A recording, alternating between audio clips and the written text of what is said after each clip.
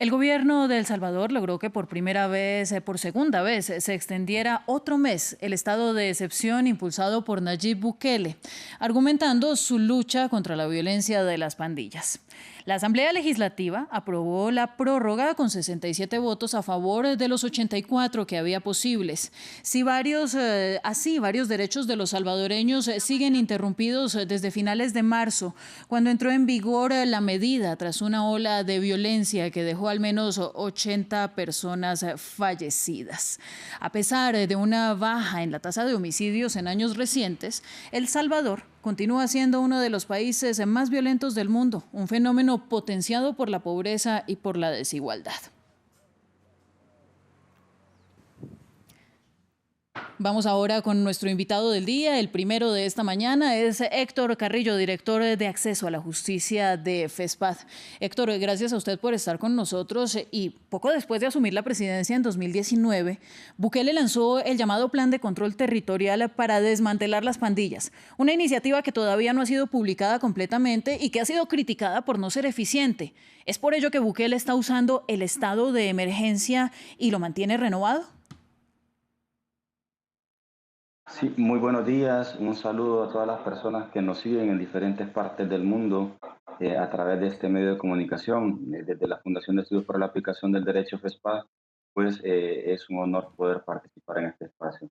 En efecto, la aprobación del régimen de excepción ya de manera consecutiva es prueba del fracaso del plan control territorial al que ha hecho alusión constantemente el gobierno de la República y que no se ha dado a conocer a pesar que incluso la Comisión Interamericana de Derechos Humanos en diciembre de 2019 instó al gobierno a dar a conocer este plan control territorial.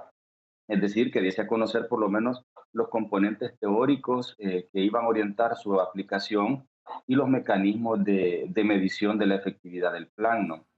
Pero situaciones como las que se presentó en marzo, donde abruptamente eh, se incrementaron los homicidios hasta cifras inéditas en El Salvador, son muestras de el fracaso del plan control territorial, ¿no? Es decir, que la reducción de homicidios aparentemente no era producto de la efectividad del plan control territorial, ¿no?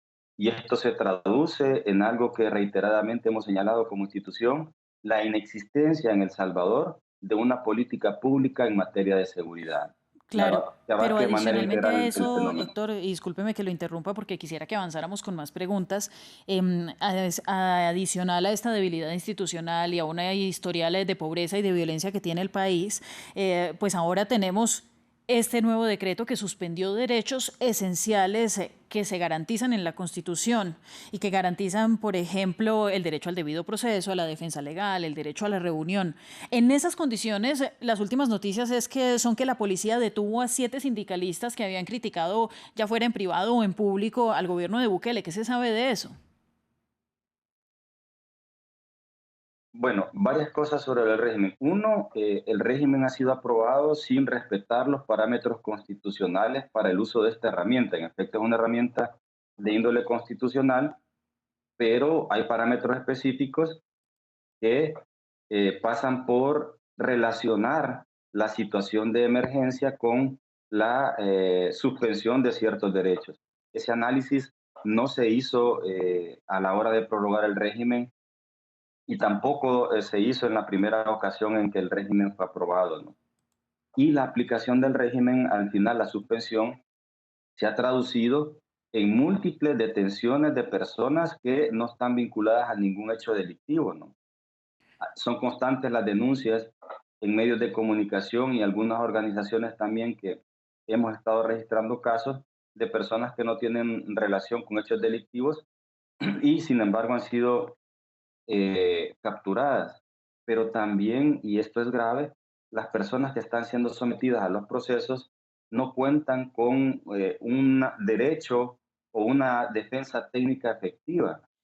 Los Em, abogados que están defendiendo a las personas capturadas son abogados de oficio de la Procuraduría General de la República, que se están haciendo audiencias masivas donde los jueces y las juezas no están valorando cada caso, sino que casi de manera automática están pasando a la detención provisional de las personas. Y Mire, estamos Héctor, hablando de más de entonces 30.000 personas me detenidas, queda, entre las que están, como usted sí. mencionó, dirigentes sindicales.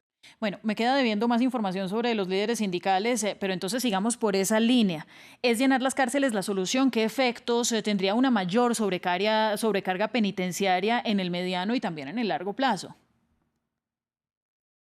El Salvador, hasta antes de la aplicación del régimen de excepción, ya tenía un poco más del 136% de hacinamiento en sus cárceles. Contábamos con una población penitenciaria de alrededor de 40.000 personas, una cifra que ha crecido abruptamente en los últimos 20 años. Allá por el año 2000 contábamos con apenas 7.800 personas privadas de libertad. Para este año, hasta antes del régimen, teníamos alrededor de 40.000. A esto habría que sumarle las más de 30.000 personas que han sido capturadas.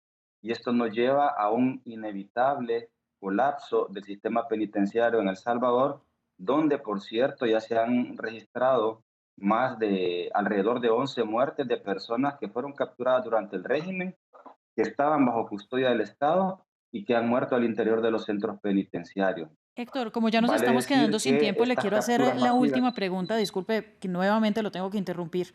La violencia de pandillas es evidente, es una realidad. Usted lo ha descrito a lo largo de esta entrevista y también nos ha hecho ver que para usted no es un plan efectivo el que está llevando a cabo Bukele. ¿Qué salida tiene El Salvador si no es esta medida punitiva para combatir estos problemas estructurales que conducen a la violencia? Lo que sucede es que este tipo de medidas ya se han aplicado en el pasado y no han resuelto la problemática. En las cárceles de El Salvador, el 52% de la población penitenciaria está relacionado con el tema de pandillas. Y sin embargo, se han hecho estas capturas masivas durante 20 años y sin embargo, afuera de los centros penitenciarios, las pandillas siguen teniendo presencia. El presidente Bukele hablaba de alrededor de 70.000 miembros de pandillas. Quiere decir que no basta con la captura, no es esa la única salida ni la más efectiva. Se necesitan medidas integrales que pasen por cambiar la realidad de las personas en todo el territorio de El Salvador. El Salvador tiene apenas el 15% de su población que tiene más de 13 años de escolaridad. Es decir, hay una ausencia del Estado en materia de educación. En las cárceles, el 97% de las personas que están en las cárceles nunca pudieron llegar a la universidad y alrededor del 93% ni siquiera cursó educación media, bachillerato. Entonces, problemas estructurales como ese son los que hay que resolver para cambiar la realidad de los territorios y evitar que las pandillas sigan creciendo. Obviamente, el tema represivo es necesario para las personas que han cometido un hecho delictivo, pero no puede ser la medida prioritaria ni la única y tampoco llevarse de encuentro a personas que no están involucradas en hechos delictivos. ¿Verdad?